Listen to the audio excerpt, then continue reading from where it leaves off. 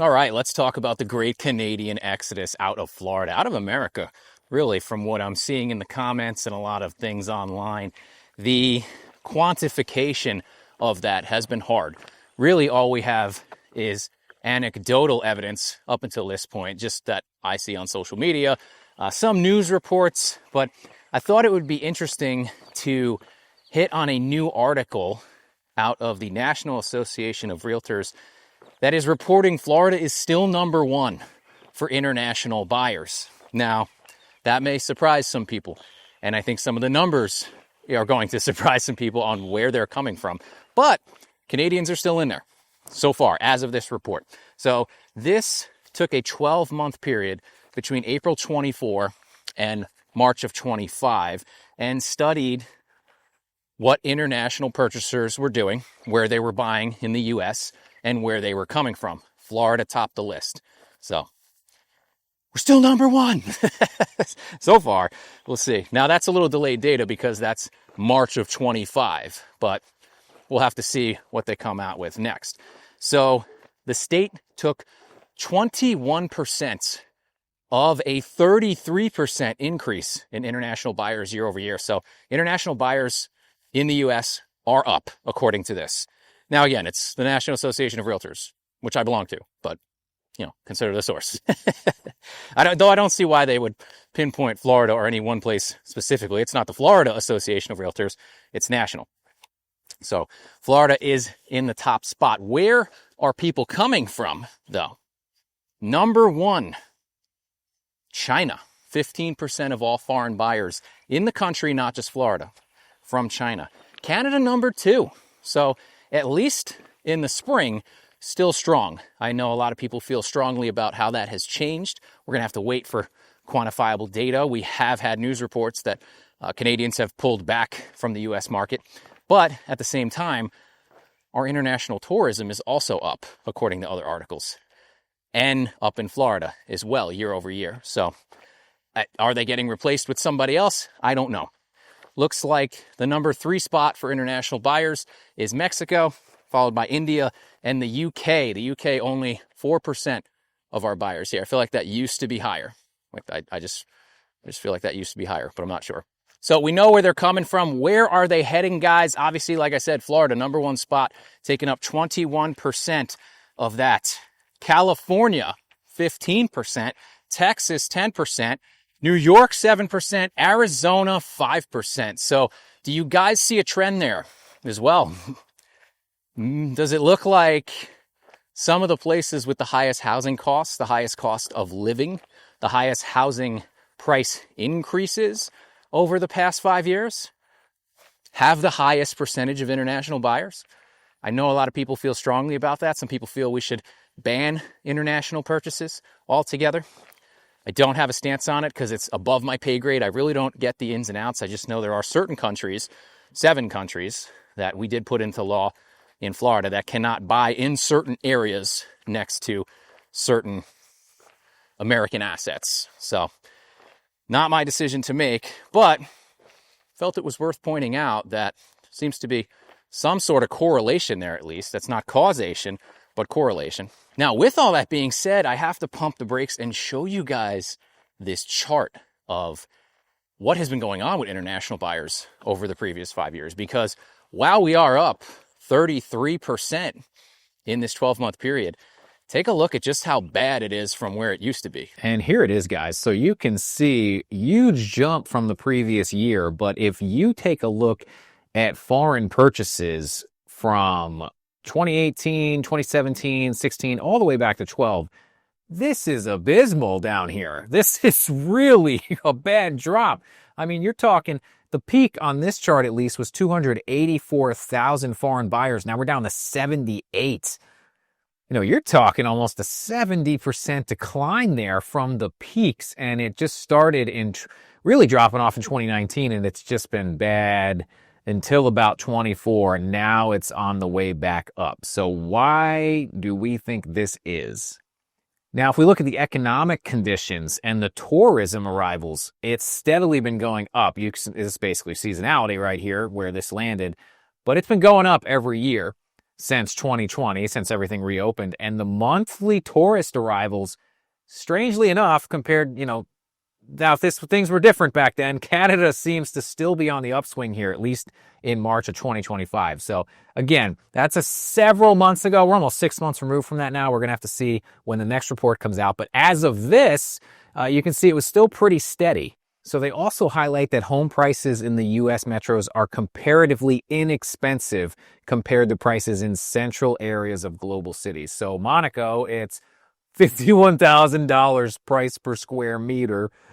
Good Lord. You can see the other numbers here. Again, there's going to be a link to this article if you guys want to peer through all this stuff yourself.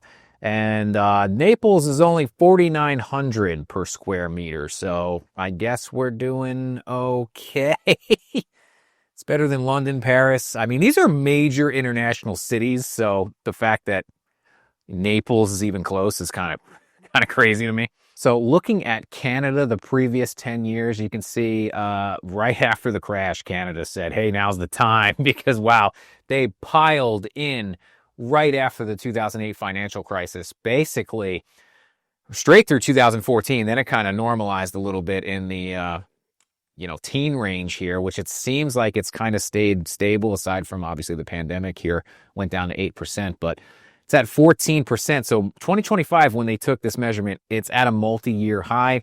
Going to be very interested to see what 2026 has, because based on the stuff I've seen on the internet and the comments you guys leave, I would assume this is going to go down. But we're going to have to see. China also stepping it up here quite a bit the previous 3 years, but kind of status quo. They seem like they stayed out of here until about 2010, 2011, and then they started buying in steadily. You guys, again, can check this entire report on your own. Then we look at total dollar volume. This is going to be in $1 billion. I would say kind of status quo for the previous couple of years. Again, it was big for them here, and then it's kind of been the same throughout the 2020s. Number of homes purchased, absolutely nosediving after 2011. Like, wow, man, they were buying a lot of houses, a lot of homes. And then 2019 is really when you start to see the drop off heavily. And then it's an uptick for 25, though, from 24. The total number of homes purchased by Canadians, but it looks like it's up for China as well. The previous year was pretty strong. Mexico not following suit, really. Mexico kind of just up barely. And India is down. The United Kingdom is up. All foreign buyers up again. That's where they get that 32% increase right there. Then they break this down to where are they buying. China obviously heading to California predominantly. Canadians flocking to Florida, 48% of the purchasers. Texas is for Mexico. India is kind of spread evenly across the board here. Actually not bad. Very indiscriminate about where they're going. They don't seem to like New York, though. So where does Florida get most of its international buyers from? Latin America, the Caribbean, actually. 31%, tied with all of North America. So that's going to be a mix of Canadians and Mexicans. Europe in third, Asia fourth, Africa, surprisingly, taking fifth place with 10% of the foreign buyers. I did not intend to get this deep in this report, but it's very interesting. Reasons international clients did not purchase U.S. property. So this is realtors with international clients, the percentage share who had any client decide they didn't want to purchase in the U.S. That has spiked recently. 64, 64, 69. Since 2022, that's taken a pretty strong upswing. Okay, so what were the top reasons? They're saying could not find property to purchase, cost of property, we feel you foreign buyers, could not obtain financing, immigration laws, condo maintenance fees, insurance costs, property taxes. Actually, that's a lot lower than I thought it would be for them. I mean, this is like cost of property, insurance costs, and property taxes for Americans is like number one. Can't move money, exchange rate, exposure to tax laws, loss of home country benefits. Nobody. Did you ask him about politics? Nobody had politics on here. That's odd.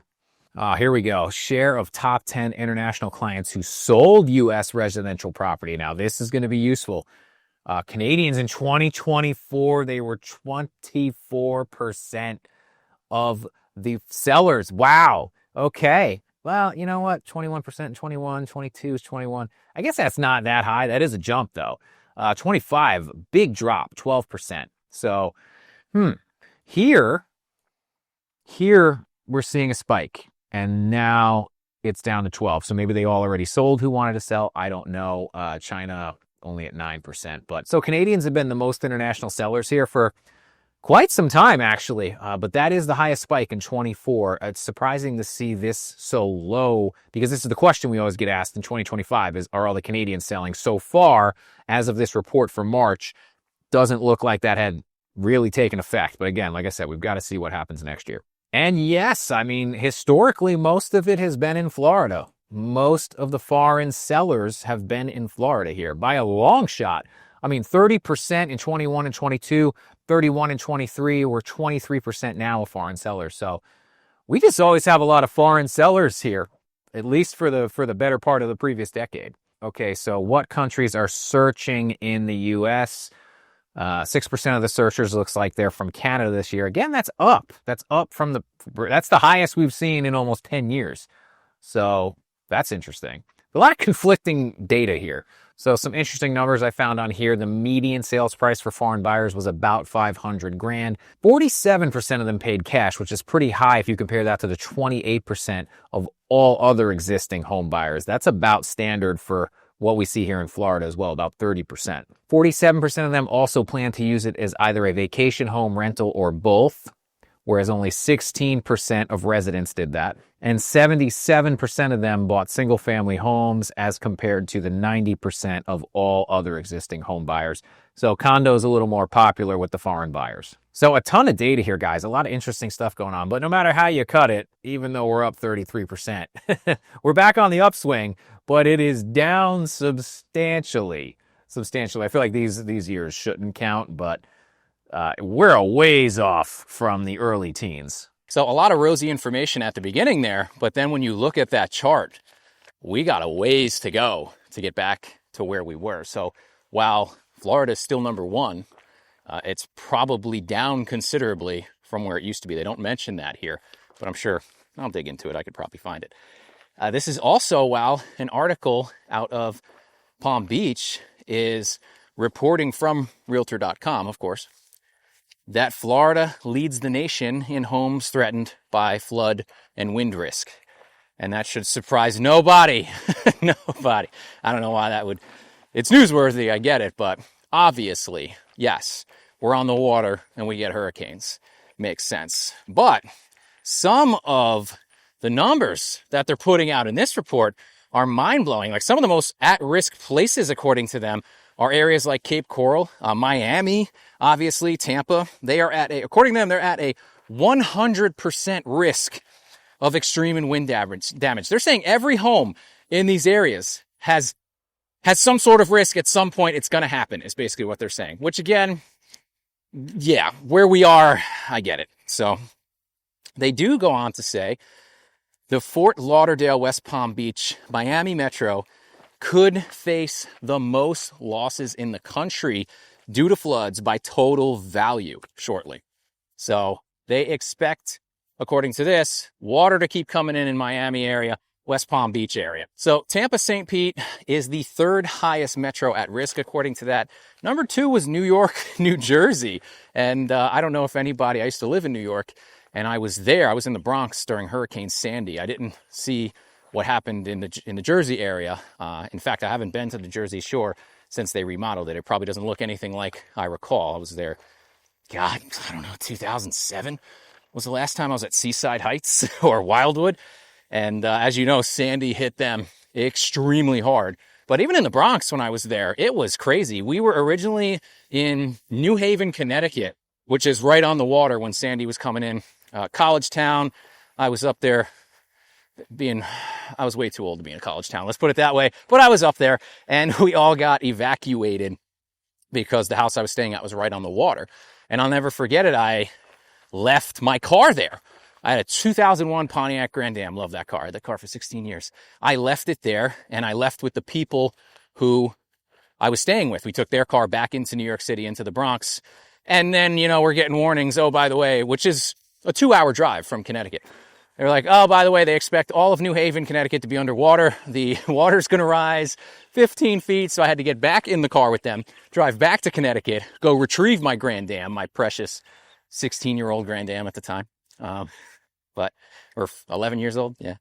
and then drive it back. But even in the Bronx, it was kind of crazy. Like people's shutters are getting ripped off their houses, tree limbs are coming down, but nothing like we saw there. So interesting to see that they're number 2. Obviously, Miami's number 1 for the highest risk. And a little bit off topic here, guys, but I want to bring it up because I just saw it today. Samsung is going to begin piloting placing ads on their smart fridges. So now when you go in your kitchen, your smart fridge is going to light up and play an advertisement for you. And where are we drawing the line, guys? You know, where I'm standing at the pump at the gas station, I'm getting blasted with TV ads. Okay, fine. I really can't go anywhere. I get it. Just inundated with ads everywhere. You want to put them on the fridge? On the fridge? I hope nobody buys these. Like, these are $1,800 fridges, $3,000 fridges, according to the article. I'll link it in the description. And you want to feed me ads while I'm trying to get my Fruity Pebbles in the morning? Are you out of your mind? Like, listen, we're done. We're done if people go for this, guys. These either have the lowest sales ever or we're finished. Because once you do that, it's only a matter of time before that fridge can lock itself and you ain't going to be able to open that door until you watch an ad. Just like YouTube, when you come on here, oh, please watch this ad before your video. Oh, please watch this ad before getting your coffee creamer. That's where it's going to go. And if that's the case, I'm checking out. I want off this rock. I don't. It's just, technology shouldn't move this fast at my age to make me go at 40. I can't handle it anymore. That's how quickly this is happening. It's crazy. Get off my lawn, you crazy kids. All right, friends, that's all I got for today. If you like this video, give me a like, share, subscribe, and I'll see you next time.